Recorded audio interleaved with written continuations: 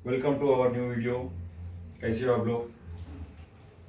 आज का new topic, new look, new topic और न्यू रिसर्च। नाउअडेज अपने को अभी जनरल इसमें क्या प्रॉब्लम हो रहा है उसको हम डेली एक एक टॉपिक लेके, हमारा इस वीडियो का मतलब यही है कि किसी को थोड़ा अवेयरनेस करना और हम लोग अवेयरनेस हो जाना और उनको थोड़ा सा हमारे वीडियो से सॉल्व होना, बस। और इसका अलावा दूसरा हमारा वीडियो का कोई मतलब नहीं है। ठीक है, आपका वीडियो से अच्छा रिस्पॉन्स आ रहा है, इसीलिए मेरे को भी करने के लिए इंटरेस्ट आ रहा है। ठीक है, तो अभी मैं देख रहा हूँ कि आजकल में बहुत लाइफस्टाइल चेंज हो रहा है। लाइफस्टाइल चेंज होने की वजह से डिफरेंट डिफरेंट बीमारियाँ आ रहे हैं। तो आज से कुछ दिन पहले ये बीमारी नहीं थे, लेकिन अभी बहुत ज़्यादा हो रहा है वीडियोस। तो इसीलिए हम लोग ये वीडियो निकाल रहे हैं। तो अभी आज का है टॉपिक स्पॉन्डिलाइसिस। स्पॉन्डिलाइसिस क्या है, इसको थोड़ा मैं डीपली कुछ डॉक्टर से डिस्कस करके इसके बारे में एक वीडियो बनाया हूँ और कुछ हमारे रिसर्च में कुछ मालूम हुआ है। तो छोटे छोटे टिप्स देता हूँ और वीडियो को जल्दी खत्म करता हूँ और बीच बीच में थोड़ा तेलुगु बोलता हूँ, क्योंकि तेलुगु में भी बोल के कई लोगों का व्यूअर्स का ये आ रहा है। ठीक है, ये रोज टॉपिक स्पॉन्डिलाइसिस। स्पॉन्डिलाइसिस स्पॉन्डिलाइसिस का मतलब कुछ भी नहीं है। स्पॉन्डिलाइसिस, स्पॉन्डिलाइटिस क्या दोनों सेम है? नहीं, दोनों अलग अलग है। स्पॉन्डी, अभी स्पॉन्डी का मतलब है आपका ये डिस्क, लिगमेंट और अपना ये हो यहां से लेके यहां तक एक भाग में बांटा गया है। ठीक है, C5, C6, C6, C7, C7, T1। इसके बाद में आपका L1, L2, L3, L4, L5, L6। तो ये पीछे का पोर्शन है ना, ये पीछे का पोर्शन से टेल तक ये हम लोग ऐसे ड्रॉ किए हैं। तो ये प्लेस में जो आता है उसको बोलते हैं, ये प्लेस को क्या बोलते हैं अपन? नेक बोलते हैं। नेक में जो बीमारी आता है, जो मांसपेशियों में जो दर्द होता है, उसको बोलते हैं सर्वाइकल स्पॉन्डिलाइसिस। सर्वाइकल स्पॉन्डिलाइसिस ये इसको बोलते हैं। और इसको ये L1, L2, L3, L4 को बोलते हैं लंबार्ड स्पॉन्डिलाइसिस। लंबार्ड बोल रहे हैं, इसीलिए हम उसको L से कन्वर्ट कर रहे हैं। ठीक है ना, L1, L2, L3। तो लंबार्ड स्पॉन्डिलाइसिस में और सर्वाइकल स्पॉन्डिलाइसिस में डिफरेंस थोड़ा मोटा मोटा बता देता हूं। इसमें आपको क्या होगा, इसी में ही क्यों होगा? अभी मैक्सिमम हमारे यहां से लेके यहां तक जो है दर्द जो है मैक्सिमम ये प्लेस में रहता है और ये प्लेस में रहता है। ये क्यों रहता है? क्योंकि हमारा मोमेंट ज्यादा इसका रहता है, बाकी बीच का उतना नहीं रहता है। बाकी यहाँ इस प्लेस से क्यों ज्यादा रहता है? क्योंकि हम लोग झुकते हैं, उठते हैं, तो ये पोजीशन हमारा सही नहीं रहता है।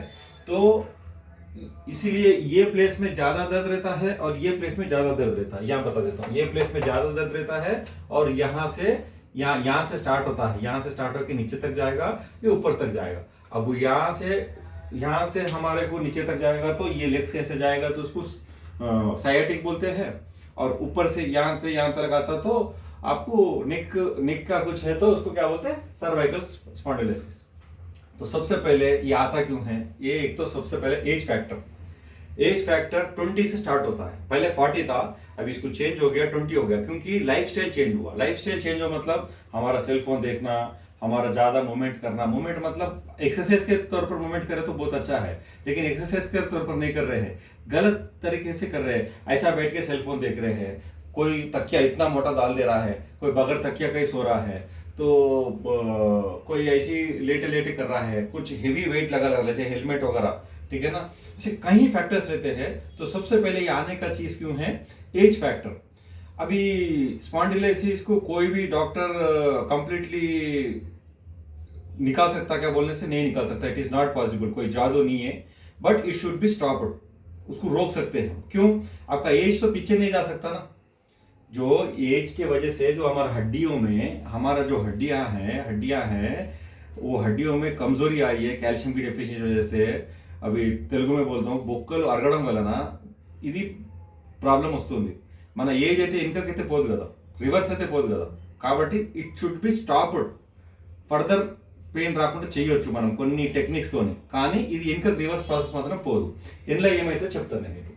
अभी इसमें क्या है, ये नेक में आपको रेडिकल पेन बोलते हैं और इसको रेडिएशन इसमें बोलते हैं। इसको ये जो यहाँ पे पेन होने से हमारा कोई भी डॉक्टर जो है पहले एक्सरे कराता है और उसको डीपली समझ में नहीं आता तो फिर एमआरआई करता है। यहाँ से आपको ये जो स्टार्टिंग में जो है ना, अगर C5 C6 में है तो थंब में होगा, थंब में और इंडेक्स फिंगर में, ये दोनों में प्रॉब्लम होगा. ये ऐसा గుంజినట్టు తిమ్మిర్లు రావడము ये ఇట్లా వస్తుంది. C6 C7 में मिडिल फिंगर में C6 C7 प्रॉब्लम है. डॉक्टर जाते कि डॉक्टर ये चाहिए बागा गुंजुतुंदी बोल के ऐसा बोलने से हाँ ये फिंगर में प्रॉब्लम बोलते हो उसका C6 C7 अब ये लास्ट के दो जो है उसको यहाँ से जो खींचना शुरू हो जाएगा तो वो है. अभी लंबर स्पॉन्डिलाइसिस में और इसमें हम लोग प्रिकॉशन क्या देखते हैं. सबसे पहले पेन आ रहा है तो पेन को रिस्पेक्ट करना.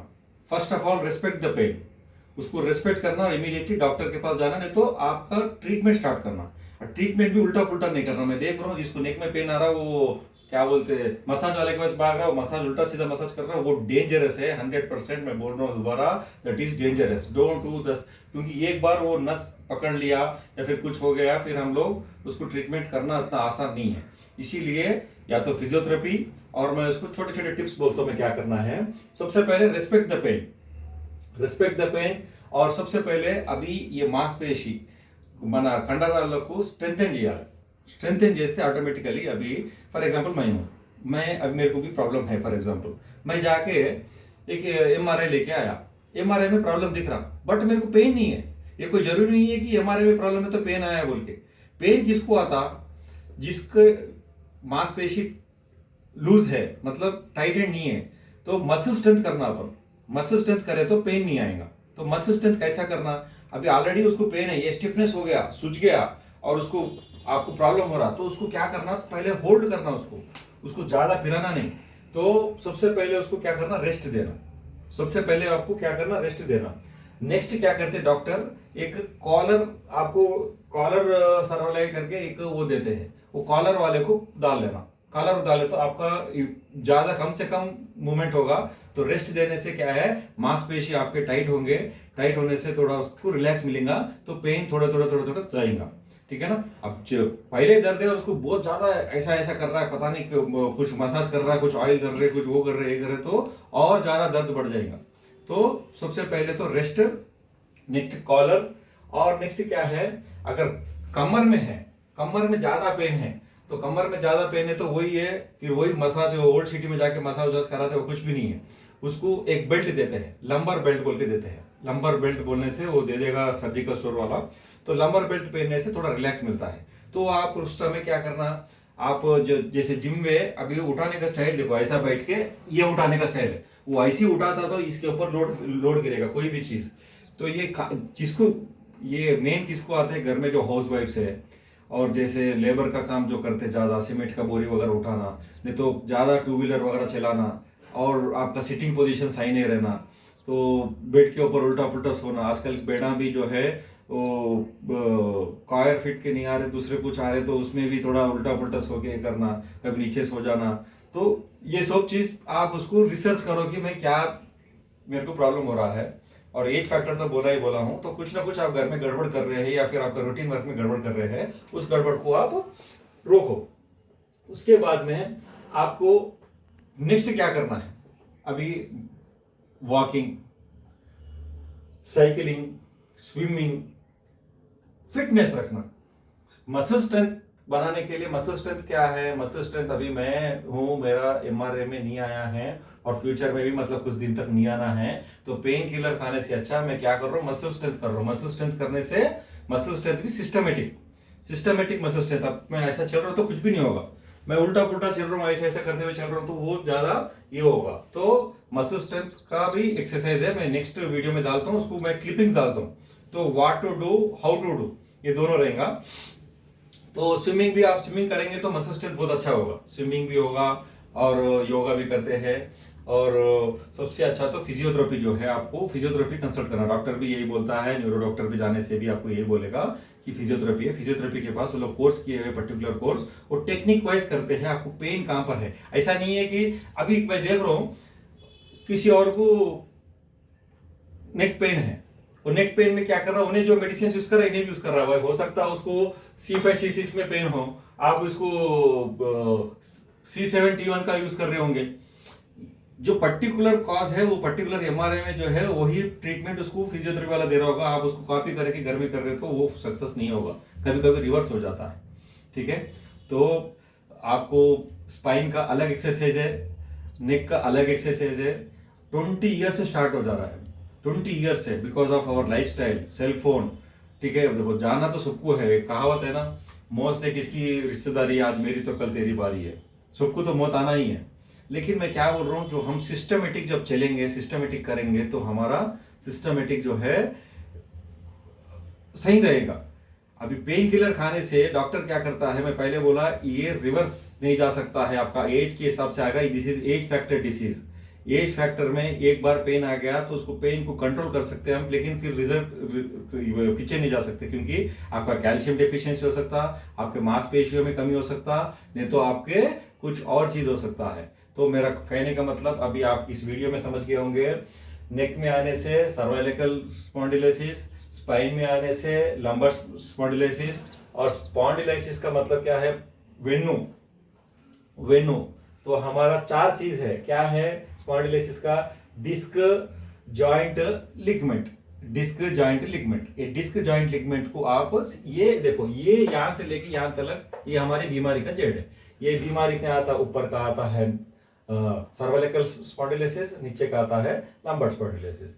ये दोनों को हम जो है ट्रीटमेंट करने के लिए, मैं क्या बोला, ये प्लेस में ज्यादा होता है क्योंकि हमारा मूवमेंट ज्यादा होता है इसमें, और ये पेमेंट के हम झुकते हैं, ये वाला हिस्से में झुकते हैं और इधर उधर मूवमेंट करते हैं, तो इससे होता है। चाहे जिम में हो, चाहे आपके रसोई में हो, चाहे व्हीकल चलाते में हो, चाहे सेलफोन देखते में हो, उसको। और ज्यादातर क्यों आएगा, एक ही जगह में कोई ऐसा बैठा रहता है ना, जैसे सॉफ्टवेयर वाले ज्यादातर एक ही तरह बैठे रहते, एक ही जगह रहेगा तो उसको रहेगा। थोड़ा चेंज करो, थोड़ा आप प्रोटीन में चेंज करके थोड़ा सा उठ के वॉकिंग करो, फिर बाद में बैठो, फिर रसोई में भी आप आया, थोड़ा चेंज करो, थोड़ा रेस्ट मोड़ दो। और जो पेन आता तो उसको पहले रिस्पेक्ट करो, उसको रेस्पेक्ट करके उसको डायग्नोस कैसा करना देखो। पेन किलर को ज्यादा यूज मत करो। पेन किलर को अभी देखो, अभी मेरे मम्मी को किसी को हो गया, तुरंत लोग अमृतांजन लगा लिया, पेन नजदीक हो गया, वो अमृतांजन जब तक पावर है तब तक सही रहेगा, फिर आ जाएगा। उसका ट्रिगर कुछ भी नहीं है, ये जो आपका है इसके अंदर एक डिस्क है, ये डिस्क है, जैसे हमारा क्रीम बन रहता ना, ये डिस्क में से ये चीज जो है, ये प्रेस जब होता है तो इसके अंदर से एक हमारा मस्का बन रहता ना, वो मस्का जो बाहर आता ना, बाहर आके क्या करता है, इसको टच करता है, इसको टच होते कि पेन होता है। तो हम इसको क्या करना, ये जो चीज को एक्सरसाइज से फिर उसको अंदर करना। 95% डॉक्टर के पास जाने से सर्जरी नहीं करता है, 5% ही सर्जरी का चांसेस है। सर्जरी में क्या करेगा, ये जितना मस्का बाहर निकला उसको कट करेगा, उसको कट करके फिर आपको पेन नहीं जैसे देखेगा। लेकिन वो 95% आपको एक्सरसाइज, फिजियोथेरेपी और इससे ही करता है। तो आप लोग इसको समझो, ये बहुत बड़ी बात नहीं है। इसको हम लोग देखो, यहां से लेके यहां तक हम डे टू डे एक्टिविटीज में क्या कर रहे हैं, क्या नहीं कर रहे हैं, कैसा करना है, डज एंड डोंट्स, इसको आप देखना है। बाकी आपका कोर बॉडी स्ट्रेंथिंग एक्सरसाइज बोलते हैं फिजियोथेरेपी की भाषा में। तो कोर बॉडी स्ट्रेंथिंग एक्सरसाइज आप करेंगे तो ऑटोमेटिकली आपको इसमें राहत मिलेगा। और बाकी इसमें आपको स्वेलिंग रहेगा, इन्फ्लेशन रहेगा, या फिर और कुछ, इसमें 100 to 150 कॉजेस हो सकते हैं, 100 से 150 के कॉजेस हो सकते हैं क्यों हो रहा है। तो वो डॉक्टर फाइंड आउट करेगा, सबसे पहले आप भी फाइंड आउट करोगे, और वो फिजियोथेरेपी को सब डाटा देने से, आपका एमआरआई रिपोर्ट, एक्सरे रिपोर्ट देने से वो उसी हिसाब से आपको करेंगे। बाकी इसमें मोटा मोटा मेरे पास एक व्यूअर का आया था कि इस पे बना वीडियो बोलने से, मैं इसको बनाया हूँ। बाकी आपका फूड का वगैरह तो देखे होंगे आप। अभी नेक्स्ट वीडियो में हम लोग प्रोटीन के बारे में, मिल्क शेक के बारे में, और क्या खाना चाहिए, क्या नहीं खाना चाहिए, और एक विस्तार से वीडियो करेंगे। अभी आप लोग तो समझ गए होंगे परचेजिंग में क्या, कैसा परचेस करना, कैसा नहीं करना।